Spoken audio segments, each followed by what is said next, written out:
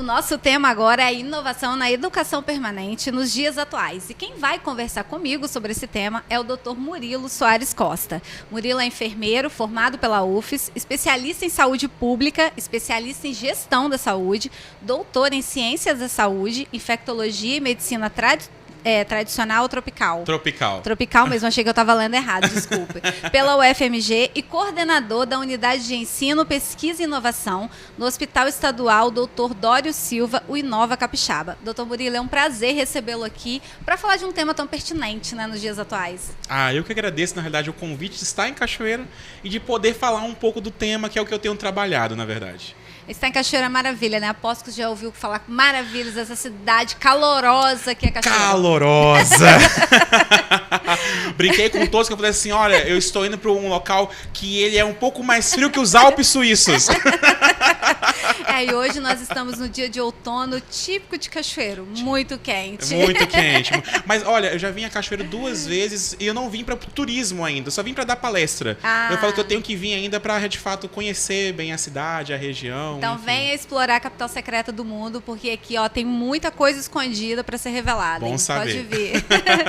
Doutor Murilo, vamos falar agora do seu tema, da área da saúde, que a gente vai entrar. Eu queria que o senhor me falasse quais têm sido essas inovações na educação permanente nos dias atuais. Bem, é importante talvez de imaginar que a questão da inovação, no caso da educação permanente, não vai ser assim, talvez máquinas, até que elas podem ser utilizadas, mas são os métodos que são aplicados. Normalmente a gente tem um método tradicional onde tem, né, como se fosse um professor, um facilitador, um ministrante, e aí nós temos a plateia. Então esse é o método tradicional. Então venhamos e convenhamos que talvez qualquer coisa que saia um pouco desse método tradicional já é um pouco inovador. Nós temos jogos interativos, nós temos a utilização até mesmo de treinamentos por meio de sites ou de aplicativos hoje em dia. Nós temos essas ferramentas que podem ser até individualizadas. Tipo, a pessoa entra, vai responder algumas perguntinhas e a gente vai ver quais são as principais deficiências. E vai gerar treinamentos para aquele foco de onde ele tem deficiência. Porque o treinamento, de fato, é melhorar talvez algumas competências daquele colaborador para ele, obviamente, trabalhar de uma forma melhor, melhorando o processo de trabalho por um todo.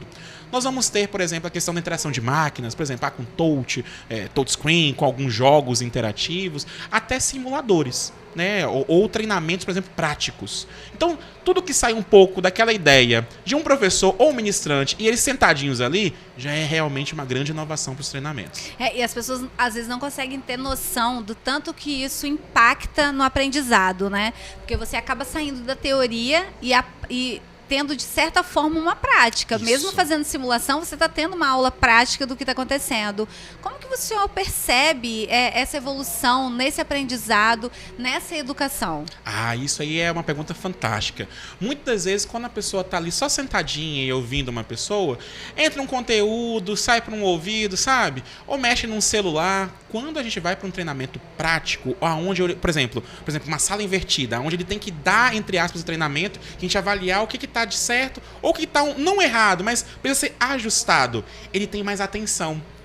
Ele estuda, ou ele presta atenção em todos os detalhes que ele está fazendo. E ele chama, vem ver aqui se eu estou fazendo corretamente. Então, o envolvimento dessa pessoa, desse profissional, quando ele tem um treinamento de uma forma mais ativa, de uma forma mais inovadora, é nítido do que ele ficar sentadinho ali só ouvindo uma pessoa. E acontece a troca, né? Porque a partir do momento que você está ensinando ele a mexer com aquele determinado jogo, ele está perguntando, ele tem dúvida, você também está mostrando seu conhecimento daquilo ali. Então acaba sendo uma troca. É uma questão de valorização do conhecimento que ele tem, né? E ele, obviamente, fica mais engajado. Olha, tipo, eu tô aqui fazendo, né? E aí ele quer saber, tô fazendo certo, não tô fazendo certo? É muito legal essa experiência. Agora, como que preparar os futuros e os atuais profissionais da área com essas inovações? Porque uma coisa é ensinar, outra coisa é quem já está, né? Outra coisa é quem já está. Eu até fiz um comentário sobre a questão da síndrome da Gabriela, né? Eu nasci assim, eu vivi assim, eu vou morrer assim. Eu acho que o primeiro, na realidade, ponto é trabalhar, obviamente, com gestores, porque também tem gestores que têm uma cabecinha um pouco mais fechada sobre a questão de treinamentos de uma forma mais inovadora. E aí depois a gente trabalhar com esses profissionais, né, que, olha, nós temos outras ferramentas para fazer treinamento. Então, o primeiro ponto é trabalhar, na verdade, em cima e na ponta, né, no ápice e na base, na verdade.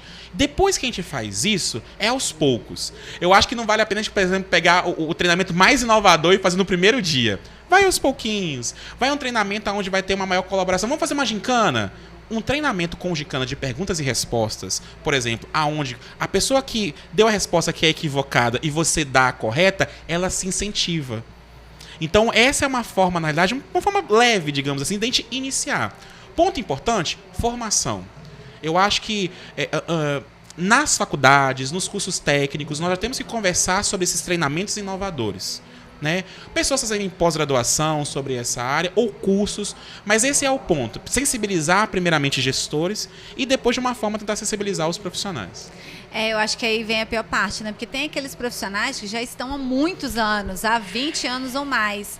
Então é muito difícil. A gente sabe, a gente não gosta quando a gente muda a rotina. É muito difícil.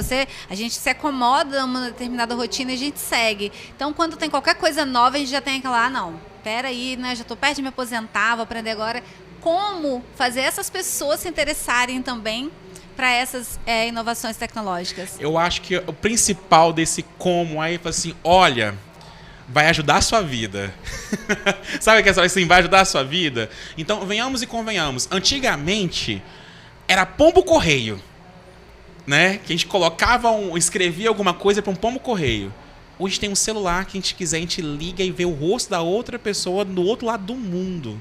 Isso facilitou a vida. Então, o diálogo, de fato, como a gente está falando sobre um treinamento mais inovador, é que aquilo vai facilitar, ele vai compreender de uma forma melhor. Por mais que talvez ele faz isso há 20 anos, mas talvez assim ele demora mais tempo. Isso vai reduzir o seu tempo de você fazer a mesma coisa.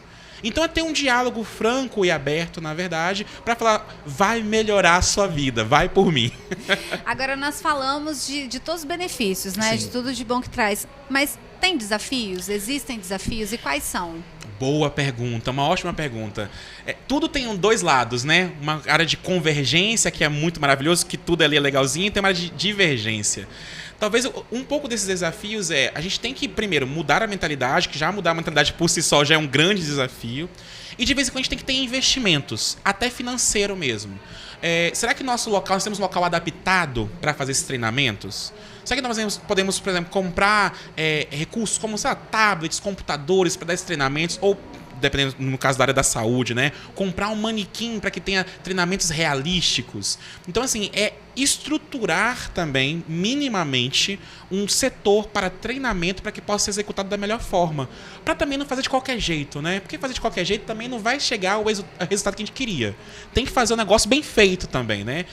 Quando a gente vê que é só uma metodologia por exemplo, é só fazer uma sala invertida, entre aspas, né? Aonde o profissional ele vai explicar o que ele faz. Beleza, a gente não precisa de tanto recurso, mas a cada degrau, a cada novo treinamento, a gente tem que ter recurso. Então, talvez o principal desafio é convencer o gestor que nós temos que investir em treinamentos, porque isso vai ser melhor para todos. O senhor falou uma coisa muito interessante, porque um exemplo na polícia. Uhum. A polícia tem um stand de tiros dela lá dentro para os policiais treinarem tiro.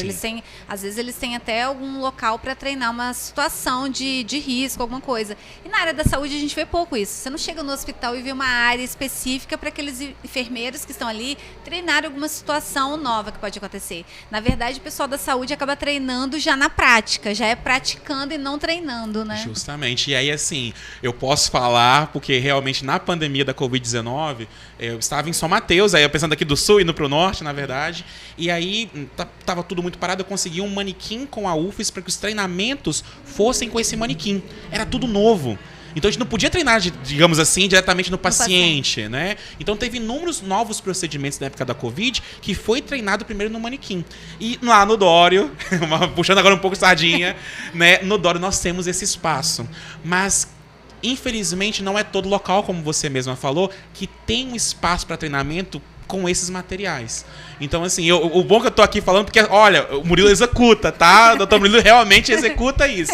Então, nós temos esse ambiente, mas, sim, quem dera se todos os hospitais ou prefeitura, por exemplo, né, tivesse um local desse para treinamentos práticos. Isso é fato. Nossa, essa é outra coisa, né?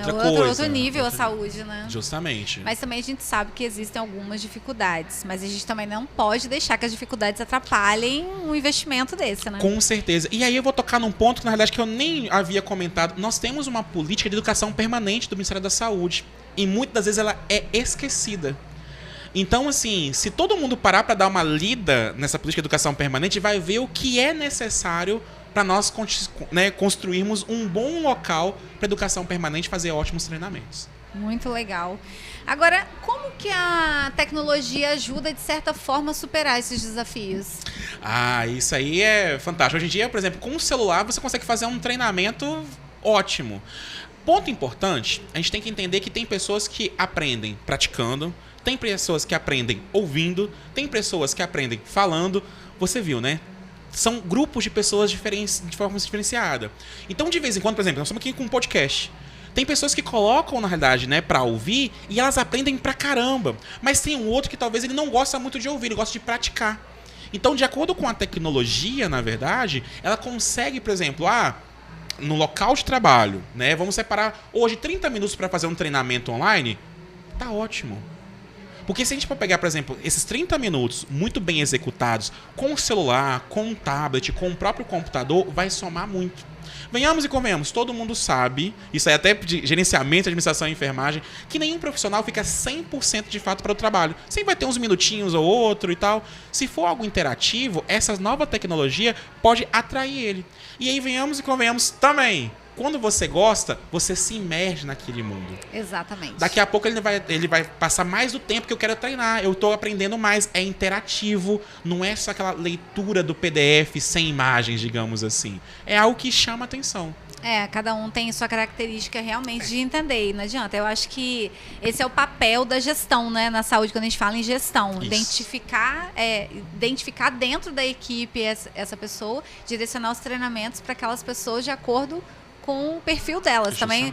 Também não adianta uma pessoa que não gosta, por exemplo, de falar, ser colocada para falar em público, ela não vai conseguir falar, ela não vai conseguir fazer ninguém prestar atenção e nem entender nada. Justamente. Então, aí como você falou, é um principal desafio da gestão, eu compreender realmente com quem eu trabalho. E aí, a partir de compreender isso, quais vão ser os métodos de forma individualizada. Muito legal. Conversei com o Dr. Murilo Soares Costa. Dr. Murilo, muito esclarecedor, muito legal, um tema muito pertinente. A gente ficaria aqui uma tarde conversando, porque assunto tem, né? Mas eu sei que o senhor também tem outros compromissos.